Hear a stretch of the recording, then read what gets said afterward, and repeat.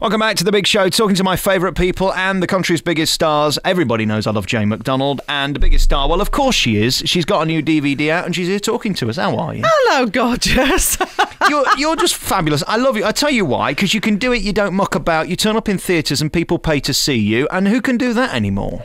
Well, I have been quite shocked, actually, by the response of the audience. We've been on tour forever. It seems like, in fact, my gowns stand up on their own now when I take it off. Like, it's not attractive. The downwind, God help you. But, it's been a long tour, but everybody said, please put this on DVD. Where can we get this show? Where can we see it? And so that's basically what we did. We went to the London Palladium.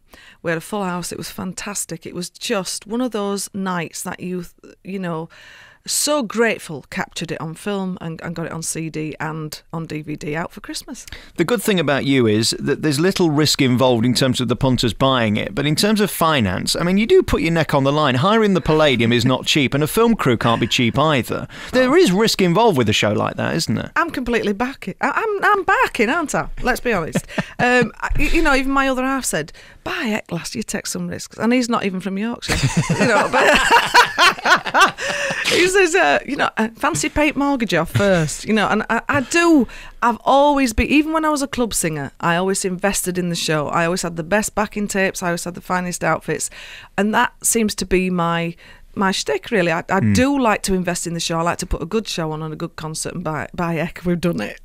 It's so amazing. I was thinking back, I can't remember what year you came off that boat, but I think 3 weeks afterwards we did our first interview. Since then, it's been so smart the way you've run your career, because there's been ups and downs, obviously, and you've had people who could have wrecked it, but you've always come back fighting. And the one thing I think the public love more than anything is tenacity, isn't it? The fact you're still here, you're still trying, and you're still winning. Well, winning, thank you for that. I would say winning. I wake up every morning thinking somebody's going to knock on my door and saying, you can't really do this. We've found you out now, haven't we? And I do tend to keep my head down. I don't sort of put myself out there as much as I should, really. Like a lot of people do in the industry. They're on every front page doing every advert and blah, blah. It's just not my way. I'm quite a private person off stage. But when I'm on stage, that's my time for the public, and they are wonderful. My fans are just second to none, and I'm very, very, very lucky to have a fan base and as loyal as they are, and they're just wonderful. But you have got to take risks. It's not an easy job, and I think people are a bit misled these days. They see the X Factor, they see the pound signs. Oh my God, that could happen to me. But there is a huge amount of work that goes into it behind the scenes. And the lovely thing about your show is it just looks so natural, and nothing really can go wrong. Even if the power went, you'd still find a piano and sing along. Do you know what I mean? And you look relaxed. How long was it before that was part of your life, that you actually didn't fear the audience anymore? Because that's the key to a great performer, isn't it? Well, I thank you for that. In the clubs, I did 15 years in the club circuit. And, when you've got somebody playing dominoes on the front row, reading the Sun, you've got a bad audience to start with. But when they actually put that paper down and look up, then you know that you're winning. And I think you've got to go out there and die a few times. And all of us in the clubs and on the cruise ships have died a few times. And I think you have got to go through a lot of failure to then learn how to be a winner. And you've stayed loyal to who you are in terms of where you live and your family, and we all know about your relationship with your mum. You've let her down a bit, you've moved out since, we'll talk about that later, but you're never going to leave Wakefield, are you? There's no point at this stage. It's my home. Leeds is up the road. I'm here in Leeds. We've got Harvey Nicks. It's dead posh up here, But then, of course, you've got your local chippy. So I love that we've got every aspect. I've got a big city, which is 15 minutes away from me, and then I've got the countryside, which is also 15 minutes the other way. So I could not ask for more. And home is where the heart is. And, of course, you get to dip your toe in Lovey Lake occasionally when you go down to London. And I know you're currently doing the Alan Titchmarsh show. That's the latest phase of your TV career. And you get invited to everything. Do you pick and choose what you go to? Because you don't want to be the person that turns up to everything, do you? I don't usually go. And my other half is very, very quiet. And he's been 40 years in the industry. The last thing he wants to do is go out there and do it all again. So actually, it's a night out for us is a night in. So we don't tend to be very showbiz. And that's a bit sad, really. But it is quite nice that I've got a partner that understands that as well, that we would rather just, stay in. You make yourself available to your punters and they love you for it. Is that still okay? Because it's time consuming. It's very time consuming, but they've spent a lot of time coming to the theatre, sitting there and watching you, and theatre after theatre after theatre. The least I can do is say, hello, how are you? And how's your family? And a lot of my fans now are friends. You know, I've got to know them very, very personally, as they have me. And, you know, the first 3 rows are always people that I would class as friends. And they're lovely. I'm very, very lucky to have such a lovely fan base. They are sincerely beautiful people. They're lovely. They're lovely. I love them. We're going to play a lot of music by Jay McDonald during this interview. The song that you look forward to the most, that you may have done 3 million times, but it still gives you a kick. What is that in the show? Probably You're My World. You're My World was the thing that really catapulted me, gave me a #1 album, a platinum album. And it's still the song that everybody goes, oh, in the show, and I say this is dedicated to the fans. And I really do mean it when I say this is for the fans who've kept me doing the job that I love all these years. Alex Belfield, in the morning. BBC Radio Lead. We're back on The Big Show talking to Jay McDonald today. You're My World, the song that we got to know her and love her for on the cruise. I love your stories about the clubs because there you were in your posh frocks and nobody really cared for a point until you opened your trap. But that is the truth with the clubs, isn't it? If you're a good turn, they'll listen to you. If not, you'll get short shrift. Exactly, and I do feel sorry for the youngsters of today, because there isn't now the club scene that there was. The working men's clubs have sort of died a death. A lot of them have anyway. There's still some very good ones around, but even my Sue Ravey, who was my backing singer, she was a club act as well. We all were, all of us on the stage. Foz, who was the other backing singer, was a club act as well. But we've all done the training, and it was a great life. I can't knock the clubs at all. 15 years. Well, you can sing anywhere when you've done 15 years in the clubs, I'll tell you. But don't diss the bingo, because that's what pays your wages, love. Yeah. You know, and God forbid if the act ever won it, you know, because you would be lynched in the car park, you know. I did a club in Nottingham a few weeks ago and they actually turned the lights off on stage because I went 30 seconds over. Yep. In terms of the songs that you found worked, is there much point sticking in stuff that nobody's heard of? Will they sit through that, or have you got to make sure that your show is sing along, hum along, and I know it? In the club days, oh no, you've got to do a Sheffield finish. You know, I mean, it's good to bring in new songs, you know, but chart songs that people listen to on the radio, because also they do want to come out, they want to hear something that they're familiar with. And, you know, saying that, I used to watch one of the Grumbleweeds, Albert Grumbleweed. He went from comedian to opera singer, and that was, everybody turned up thinking he was going to be this big comic, but when he opened his mouth and sang opera, you just went, oh my goodness me. So I think shock value can be very good as well. And that's interesting, because you're a bit like that. I think there are some people that just think you're the mouthy, broad off, loose women that gobs off at everything until they hear you sing. Does that bother you a little bit, that actually that's overtaken the fact that you're a tremendous singer and can hold an audience at the Palladium for 2 hours? No, I quite like being known as anything. You just want to be known. If it's a gobby northerner, then that's fine by me. I don't mind. You see, in the show, I do a lot of comedy, and I am quite gobby in the show. I like your mucky gags, by the way. Oh, stop it. There's a little joke you did last time about a washing machine. We're not telling that on here. Well, we better not. Well, I did it on my last programme. But, I mean, you do take risks, and your audience love it. It's not offensive, and it's also innuendo. So it's whatever you take that connotation to be. So it's whatever your mind is thinking at the time. So I'm not being actually very rude. It's what they're thinking it is. So that's my way out. It's very carry on. I would love to do them on the air now and see how the bosses reviewed them here at the BBC afterwards. I think there'd be a few forms to be filled in at the end of it. Well, that's their dirty mind. Yes, it is. It's nothing to do with us. And in terms of putting your show together, how do you make that happen? Because it looks spectacular. So there's a job in itself. It sounds amazing. So you've got to have a good PA system. It's all those little elements before you even get on. Well, it's funny because I'm up in the show. I'm up in the show again for next year. This has been a huge expense this year. And Ken Dodd and I do the same circuit all the time. And Ken Dodd did an interview the other day and he says, yeah, Jay McDonald's a good girl, but she don't make any money. And he's so right. Because I do put everything into the show, whether it's the gowns, the singers. I've got the best musicians, and the best sound system, and it's going to have a stage set next. I mean, there's going to be so much happening, but that's how I've always worked, and that's why I'm still here, probably 14 years from the cruise. I sincerely hope it is. You don't want a few quid for a loaf of bread or anything, though, do you? Can you lend us a fiver? Let's take another piece of music by Jay McDonald. Another song that you love to sing. Oh, I actually love Dance Yourself Dizzy as well, because I know it's the end of the show and I'm going to get a pint. We're back on your favourite local radio station talking to Wakefield's very own Jay McDonald. A bit of Yorkshire stuff then, some of the clubs that you love around here. Oh, there's so many. Well, Leeds was always a great circuit. Every club in Leeds I've done. And Wakefield, all surrounding it. Sheffield, my goodness, Sheffield's a great big clubs as well, like Dial House, and you've got some massive clubs. But there was all the mills then. You see, there was loads of stuff happening there. But big in the old days, we had all the mills, the steel works, and the working men's club absolutely thrived. And then when the pit shut and everything else went haywire in the early days, then it took a different slant. But hopefully the clubs will come back. I sincerely hope they do. The working men's club were a fantastic way for everybody. I don't know whether they will come back though, because I wonder whether people would rather stay at home and get drunk cheaper, and they can smoke at home. It's all the whole culture's changed. Yeah. I just want to know that feeling when you stood in the wings in these clubs, because I often find those more intimidating than certainly doing this, because you can literally eyeball the people. In the early days, how nervous were you?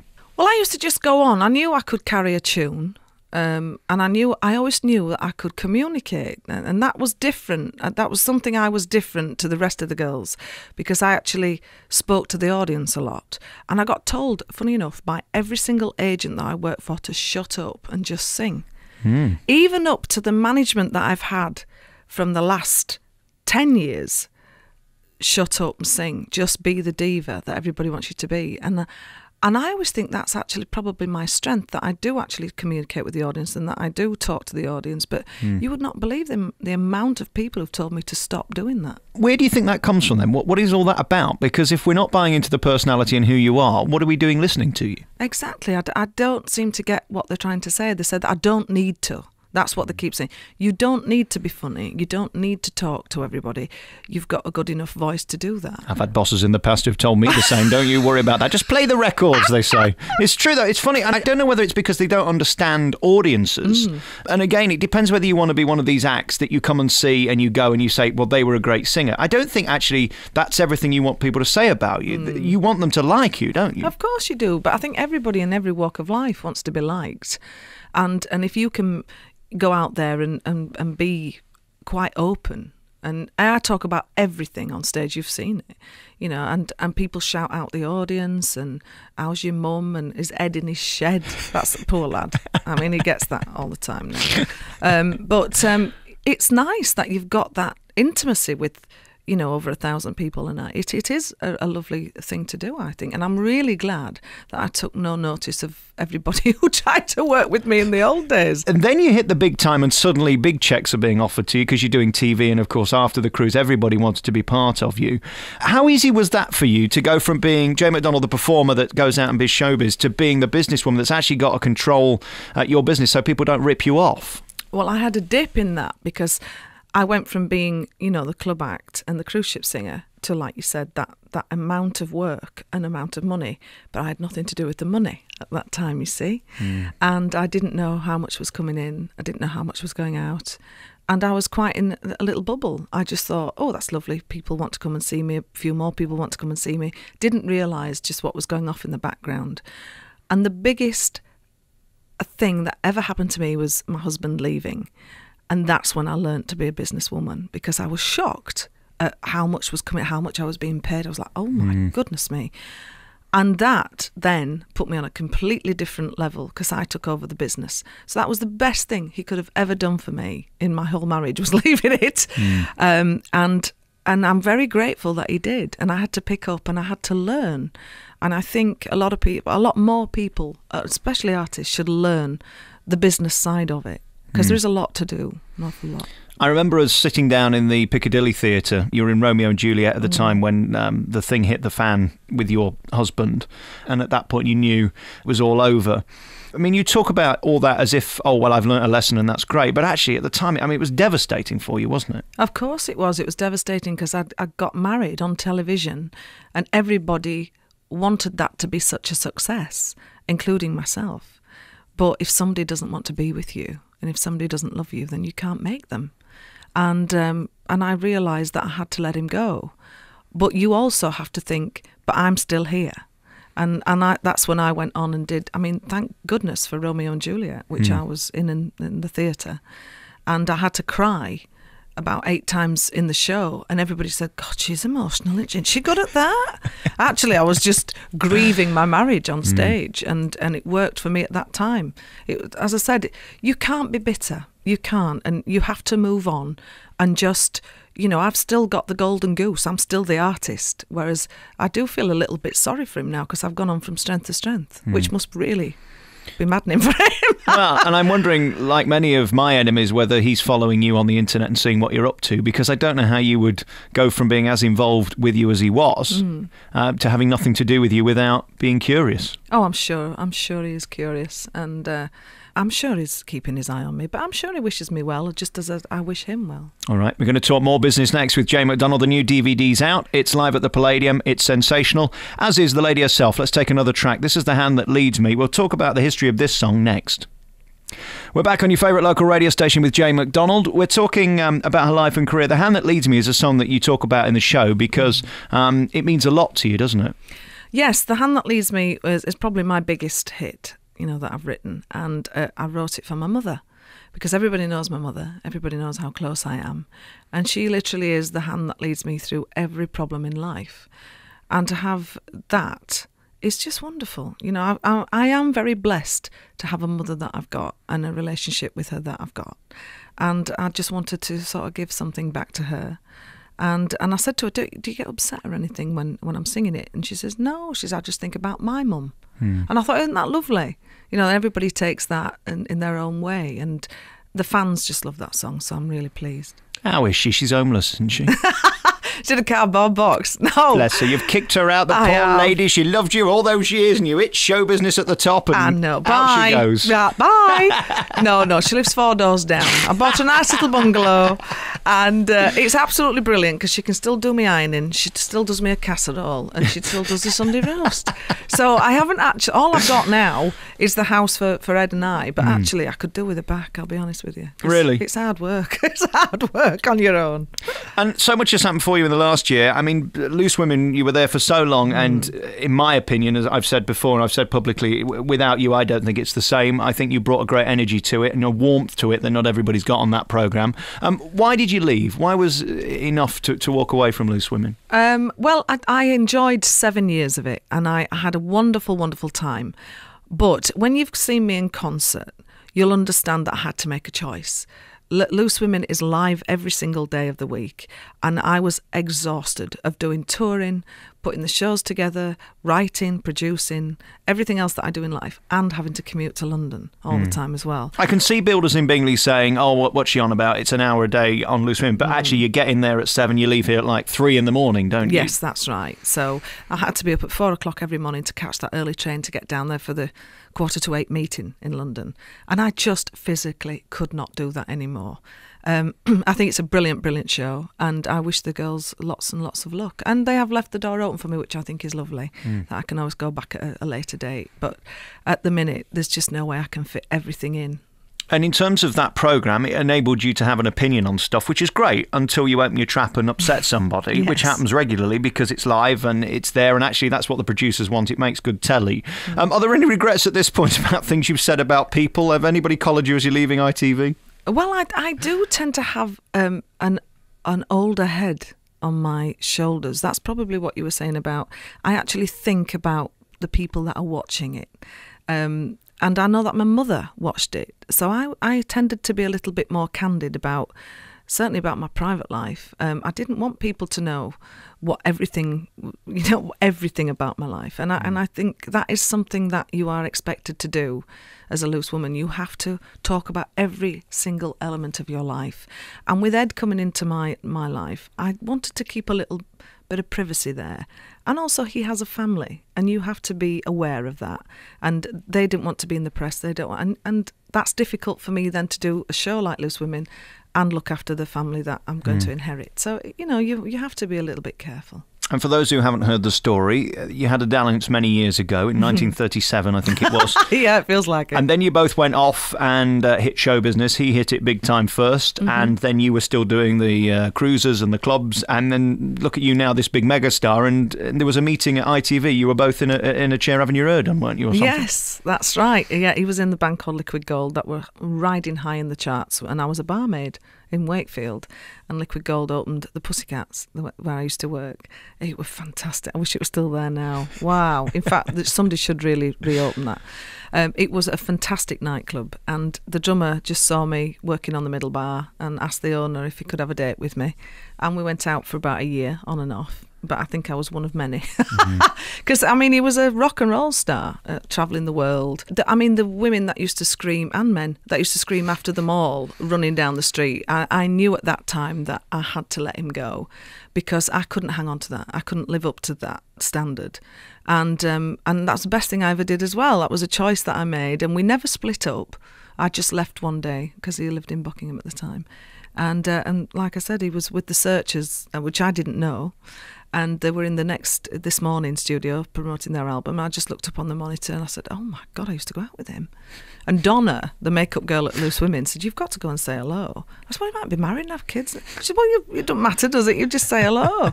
And the moment we saw each other again, it was like, oh yeah, this is meant to be. So and you're now engaged. When are you going to get married? Well, if it's not broke, don't fix it. Oh, he's a lovely, lovely fella, and eventually we will get married. But at the minute, we're just enjoying life, and I think I'm too busy. I can't. The thought of actually planning a wedding as well would just tip me over the edge. I like your big belters, as you know, and Some You Win, Some You Lose is certainly one of them. Let's take that, and we'll come back with our remaining moments with Jay McDonald. Help Me Make It Through the Night by Jay McDonald here on your favourite local radio station, talking to the lady who everybody seems to hear from and listen to. And you've got this new DVD out, of course, in the Palladium, where we get to see you shine. A, was it a good night? B, was it as good as you wanted it to be? I don't think I could have paid people to be any better than that night was. And it was unbelievable. Thank goodness we filmed it. It was just one of those things that came together. It was a nightmare getting it prepared. As you said, the Palladium is a difficult place to hire, and you've got all those staff and everything else that come with it. And we had the best TV crew on there.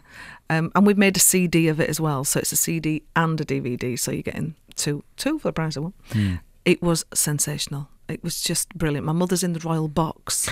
Yeah. Lovely. I know. And she's waving like she's the queen. In fact, we call her Queen Jean in the show. Very nice. And Ed sat in there, because Ed wasn't allowed in. She was sat with my sister-in-law. Yeah. But Ed was sat next to Linda Bellingham, because they all get on really well.